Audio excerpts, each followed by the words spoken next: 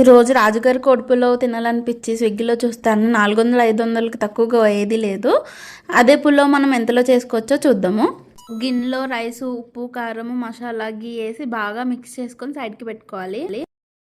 నేనైతే 1/2 కేజీ బియ్యము, 1/2 KG chicken తీసుకున్నాను. అందులోనే నిమ్మకాయ, ఉప్పు, కారము, మసాలా, పసుపు, అల్లం వెల్లుల్లి పేస్ట్, ఆయిల్ వేసేసి బాగా మిక్స్ చేసుకొని కొంచెంసేపు అలాగా పక్కన పెట్టేసుకోవాలి.